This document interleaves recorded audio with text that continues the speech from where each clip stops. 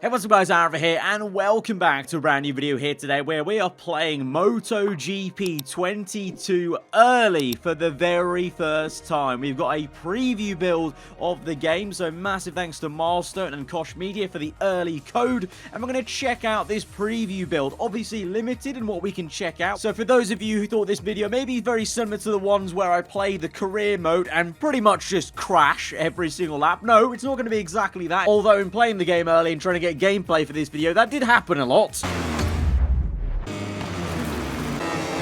But no, in today's preview video, we're actually going to be looking into the new features of MotoGP 22. And one of the biggest ones for me, standout one, is this 9 Season 2009. Relive one of the most amazing and hard-fought championships in the MotoGP history. And the last one by one of the greatest riders of all time, Valentino Rossi. Everything narrated with more than 50 minutes of real footage with the direction of Mark Neal. So this is a awesome extra game mode on top of the career mode, on top of multiplayer and quick racing modes, where you get to relive that iconic 2009 season. And for someone like me who doesn't really follow too much of MotoGP, this is actually really sick, because I can learn a bit about a big bit of history of the sport and also get taken on a bit of a story time whilst playing through and reliving the moments, because you have to kind of play through how every Grand Prix went with different scenarios. But on top of that, along with the usual riders you get in quick mode, obviously with the official licensing MotoGP, Moto2, Moto3, you also get the riders from 2009 in their kind of 09 spec. You know, the teams they're in, what they maybe looked like, if they looked at it a bit younger back in the day, different sponsors as well, which I thought was really neat, because I assumed when I boot up the main menu, I assumed it would be all just, you know, kept to that game mode. But the fact that they've opened it up to allow you to play with the riders from that entire, you know, season and that kind of part of the game in just normal quick racing and quick modes is really sick. You can see though some riders are locked, so it does encourage you to play through the actual story mode and relive that season to unlock certain riders, but some of the main ones that you're going to play with straight away off the bat when you boot up the game mode are available to be selected. And it's not just the riders as well, it's also the tracks. So along with the 2022 season, you can see on the bottom left, you can switch over to the 09 season. So tracks that weren't here in the current season, you can play again that were there in the 09 season. So again, I think this is a really cool touch. I know that back in, like, I think MotoGP 19, when I played that on the channel, they had historical tracks and historical challenges. So it's maybe not something all-inspiringly, groundbreakingly new for the MotoGP series to have older tracks and such like that. But I just think it's a nice way to present it as well, with the 09 tab and then 2022 tab, so you get that real difference of this is the older season. And it's cool to look through certain circuits that aren't there, obviously, in the 2022 season. That might be fan favorites or ones that are just iconic. You know, even tracks like Laguna Seca is very sick to be able to go back to and race at with, you know, modern bikes. You don't have to play those circuits with the 09 riders. You can play them with the 2022 riders. So it's a nice combination. There's no limits there as well. But now we're going to delve into the start and the opening prologue and chapter of 9 Season 2009. I'm not going to show the prologue footage and some of the real life footage entirely, in case you guys don't want it, in case some of you guys who are going to be picking up this game and want to play through it, you know, with your own experience. I don't want to spoil it for you and kind of ruin the experience of seeing it all for the first time and kind of having the memories flood back or whatnot. So we're going to kind of cut through the prologue very quickly and then get into the very first chapter and episodes of this new story mode.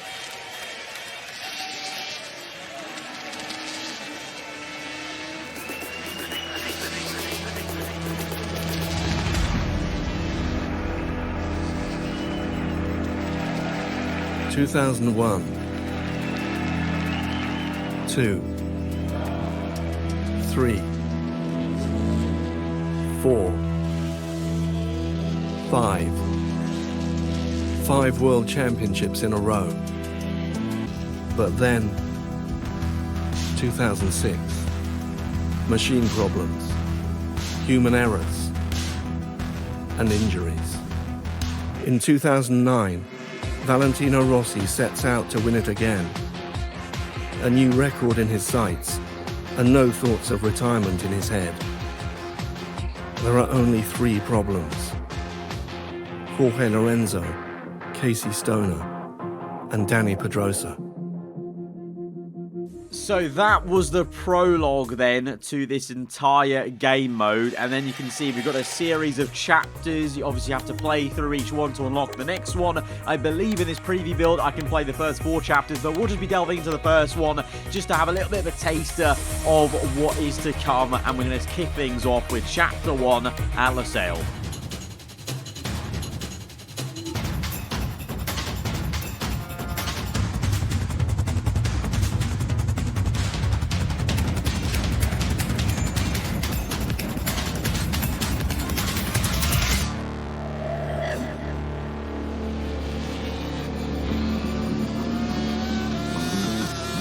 It's time to go racing, and Casey Stoner is ready. He had an operation to fix his wrist in November. He's on an all-new Ducati. He was fastest at the pre-season test in March. And now he's qualified half a second clear of Rossi. But he does have one worry. This year the fuel allowance for the race has been cut by 1 litre. Ducati are not totally sure that their bike will make the distance. Stoner makes a lightning start, then improvises economy mode. Beginning the race, I was trying to run more corner speed and keep the bike flowing in a higher gear so we didn't use so much fuel. With 10 laps to go, Stoner is 2 seconds ahead of Rossi. We know that Stoner is very fast from the beginning. For one part of the race I was able to go like him, but not for all the race distance. What Rossi doesn't know is that Stoner has been riding conservatively. With 7 laps to go and fuel enough in the tank, the Australian shows Rossi what he can do.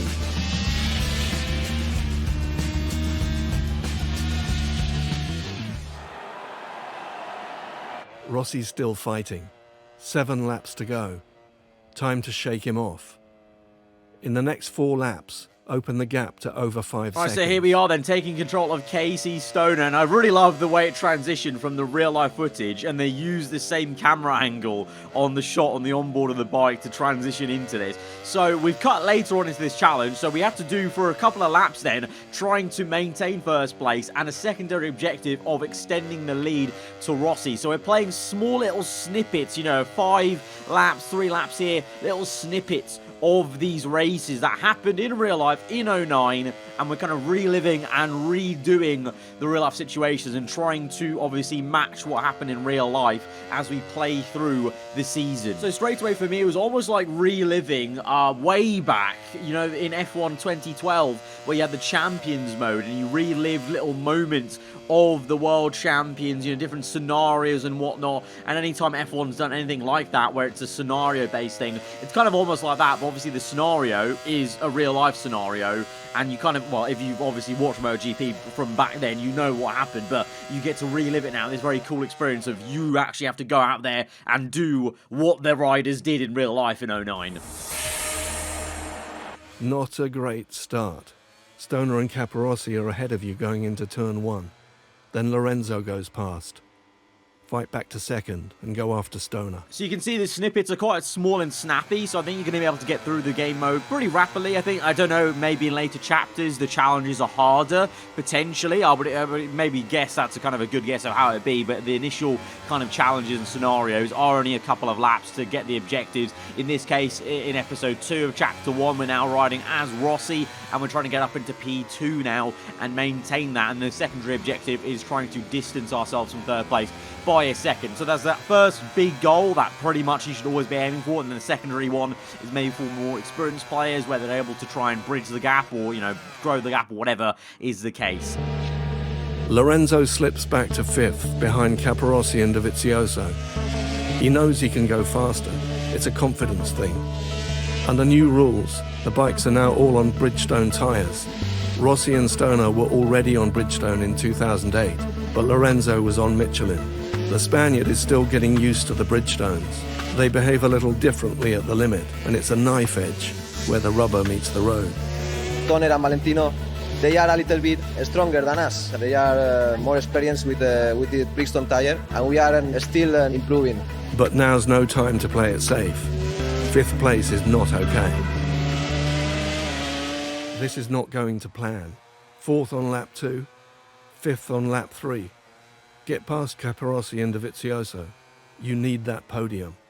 And that is where I'm going to leave it there, because I don't want to delve too much into it and spoil the experience for you guys, any of you who are avid MotoGP fans and players that want to maybe play through that and experience it for the first time. But you get the gist of it. There's a lot of in real-life footage they're using really nicely to splice through and narrate through that, you know, those different races, and blending it with the gameplay, like I said, you know, by using the same camera angles, which is very, very cool. And now we're just getting into some snippets of different gameplays of MotoGP. Once I talk through some of the different enhancements that you can expect with this game. So MotoGP enhanced facial animation, 3D character models and boxes will be reworked to have a level of realism never before seen in the MotoGP series. There's also a new ride height device for manufacturers play as well to manually manage the locking mechanism of the ride height device and control the compression of the bike suspension during the race. Now that seems all very too complicated for your boy who doesn't know anything about bikes and how it works in the game. Obviously it would be the same way vice versa if someone's new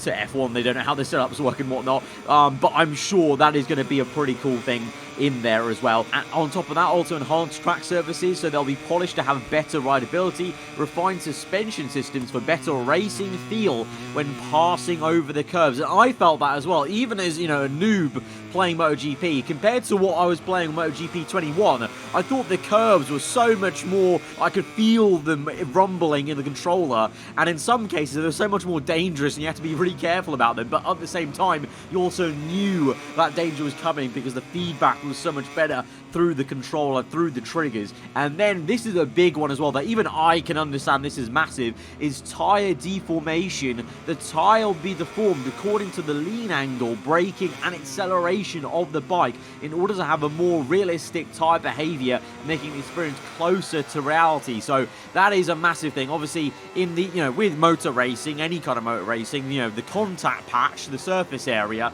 is the tyre. That's the only thing that's touching the ground really. So it's a huge thing to try and simulate correctly. So the fact there's going to be, you know, how hard you lean on the tyre, what abrasion there is, you know, curbs, whatever the case is, you're going to feel that now a lot more in the tyre model on the game versus previous titles, which I think I can tell is going to be pretty damn big for you avid MotoGP players. And finally, there is 2-player split screen, so you can play multiplayer, but if you have like a younger sibling or a mate round, you can play split screen MotoGP, which is always quite fun as well. But that is going to be it then, guys, for my short and snappy preview of playing MotoGP for the very first time early. Like I said, once the game comes out, I'll be back with my usual kind of more silly, light-hearted video playing the career mode, and you guys can laugh at how bad I am once again this year. But I hope you guys appreciate this preview, and for those of you who wanted to know more about the game, hopefully I genuinely actually gave you some info that was interesting, and if it was useful to find out, then be sure to hit that like button. Let me know what you thought in the comments below. If you're new around here, like I said, get subscribed for that video of me playing MotoGP career mode for the very first time on this new 2022 game when it comes out later next month, I believe. But till then, guys, hope you enjoyed today. Goodbye.